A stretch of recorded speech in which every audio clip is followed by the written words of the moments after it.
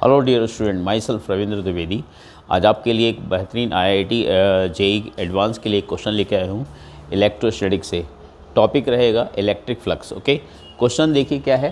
Question में ये है बच्चों कि यहाँ पर एक सिलेंडर है और सिलेंडर जो है इसकी जो रेडियस है वो R मान लेते हैं। ओके, और सिलेंडर का जो एक सिलेंडर के इस पॉइंट पर यहाँ पे एक चार्ज है Q प्लस Q चार्ज रखा हुआ है इसके अंदर एक्सेस पर, और यहाँ से 3R/4 है। ये 3R/4 है और ये आपका इसको 4R/3 मान लेते हैं। 4R/3 उसको मान लेते हैं 3R/4 पर, इसको मान लेते हैं 3R/4 और ये आपका 4R/3 पर है।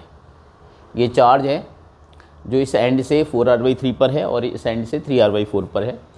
आपको यहाँ इस चार्ज के कारण जो इसके कर्व सरफेस से निकलने वाला इलेक्ट्रिक फ्लक्स बताना है कितना होगा। तो इसको करने के लिए हमें ध्यान रखना होगा कि सबसे इम्पोर्टेंट बात की चार्ज पहले तो सरफेस से इनक्लोज होना चाहिए। तो गॉस थ्योरम हम अप्लाई कर सकते हैं। तो अगर हम यहाँ पे गॉस थ्योरम अप्लाई करते भी हैं तो देखिए यहाँ पर एक प्लेन सरफेस ये है, एक प्लेन सरफेस ये है और ये कर्व सरफेस है। तो मेन जो हमारा जो लॉ रहेगा इसमें, अगर हमने इन दोनों प्लेन सरफेस से फ्लक्स निकाल लिया तो हम एक कर्व सरफेस से इजीली निकाल पाएंगे, इक्वल यूजिंग गॉस थ्योरम।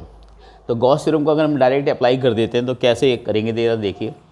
यहाँ पर ज़रा देखिए, जो चार्ज इनक्लोज है वो through out the surface enclosed है। जो टोटल फ्लक्स हो जाएगा through complete flux, complete surface से क्लोज सरफेस से जो फ्लक्स हो जाएगा, फाई नेट बोल सकते हैं इसको, नेट, ये हो जाएगा Q/ε0। अब ये जो Q/ε0 जो फ्लक्स आया है इसमें 3 सरफेस से इंक्लूड हो रही हैं। 2 प्लेन सरफेस जो कि असिमेट्रिकली चार्ज रखा हुआ है, ये इसलिए क्वेश्चन अच्छा बन जा रहा है, और एक कर्व सरफेस। तो इसको हम लिख सकते हैं flux through curve surface plus flux through this right surface को हम इसको 1 मान लेते हैं, इसको 2 मान लेते हैं। प्लेन सरफेस है ये 1 और 2, φ1 इसको मान लेते हैं, φ1 इसका मान लेते हैं φ2। तो ये कंप्लीट जो होगा फ्लक्स वो Q/ε0 के बराबर होगा। अब हमें निकालना है क्या, फाई थ्रू कर्व सरफेस। तो अगर कर्व सरफेस से फ्लक्स निकालना है तो फाई थ्रू कर्व सरफेस का जो फ्लक्स हो जाएगा वो हो जाएगा आपका total flux Q/ε0 minus φ1 minus φ2। Are you getting my? φ1 इस सरफेस के द्वारा प्लेन सरफेस का फ्लक्स है और φ2 इस प्लेन सरफेस का फ्लक्स है। तो हम प्लेन सरफेस का फ्लक्स निकालने का एक लॉ बता देते हैं, तो उससे ईजिली आप निकाल पाओगे कि कोई भी चार्ज, अगर मान लेते हैं कोई ये प्लेन सरफेस है और यहाँ से x डिस्टेंस पर यहाँ पे कोई हमने सरफेस मानी r रेडियस की, तो यहाँ पर अगर हम चार्ज Q रखते हैं तो कितना फ्लक्स इससे पास होता है। अगर हमें ये चीज़ हमें पता चल गई तो हम इजीली दोनों का अलग अलग फ्लक्स निकाल के सब्ट्रैक्ट कर देंगे तो हमारे कर्व सरफेस का फ्लक्स आ जाएगा। तो यहाँ पे सॉलिड एंगल का कॉन्सेप्ट आता है। यहाँ पे हमने इसका जो ये कोनिकल सरफेस जो बन रहा है इसका ये एंगल मान लेते हैं, सेमी कोनिकल एंगल को थीटा मान लेते हैं। तो यहाँ पे जो लॉ होता है कि अगर मेरी इस सरफेस से कुल कितना इलेक्ट्रिक फ्लक्स निकलेगा, इस सरफेस से अगर चार्ज अगर यहाँ रखा है, तो इसका जो लॉ होता है वो डायरेक्ट अप्लाई कर सकते हैं। ये कैसे आता है ये डिटेल में आपको बताया जाएगा, बट अभी ये कॉन्सेप्ट के पॉइंट ऑफ व्यू से बताते हैं। इसको याद कर लीजिए कि अगर कोई भी चार्ज Q चार्ज है और उसे x डिस्टेंस पर अगर सर्कुलर सरफेस है तो उससे फ्लक्स कितना निकलेगा, वो निकलता है आपका Q/2ε0 1 minus cos theta, 1 minus cos theta. ये फ्लक्स रहेगा थ्रू प्लेन सरफेस। अगर प्लेन सरफेस से फ्लक्स निकाल रहे तो हम ये डायरेक्ट ये रिजल्ट हम अप्लाई कर सकते हैं। अब यहाँ पर देख लीजिए कि ये जो चार्ज है ये एंगल कितना बना रहा है, ये θ1 मान लेते हैं, ये θ1 मान लेते हैं। ऐसे ये वाला चार्ज इस सरफेस पर कितना एंगल बना रहा है, ये एंगल θ2 मान लेते हैं, ये भी θ2 मान लेते हैं। तो अगर इस सरफेस का फ्लक्स निकालना है, इस प्लेन सरफेस का, तो हम यहाँ पे cos θ1 अलग से निकाल लेते हैं, ऐसे इसका cos θ2 निकाल लेते हैं। तो इसका ज़रा cos θ1 निकालते हैं, ज़रा कितना आएगा। cos θ1 आएगा बेस अपॉन हाइपोटेन्यूज, तो बेस कितना आ जाएगा 3R/4 और ये बन जाएगा R² प्लस दिस स्क्वायर, तो ये बन जाएगा आपका 9R²/16। तो ये बन जाएगा आपका 3R/4 डिवाइडेड बाई 16 प्लस 9 25 हो जाएगा, तो 5R/4 हो जाएगा। ये 4 से 4 कैंसिल आउट हो जाएगा, R से R कैंसिल आउट, 3/5 यानी cos θ1 हमारा ये आ गया 3/5। अब इस तरह इस ट्राइंगल में ज़रा cos θ2 निकाल लेते हैं। इस ट्राइंगल में cos θ2 जो आएगा ये आएगा बेस कितना है 4R/3 डिवाइड बाई और ये इतना ही बनेगा सेम, नहीं सेम नहीं बनेगा क्योंकि ये साइड अलग है, ये रेडियस है, तो ये आप इसको लिखेंगे √r² प्लस दिस साइड का स्क्वायर, यानी 16r²/9। तो ये बन जाएगा आपका, ये बन जाएगा था 3, हाँ वही बन रहा है सेम, तो ये बन जाएगा आपका 4r/3 divided by 5r/3, 5r/3 हो गया ये।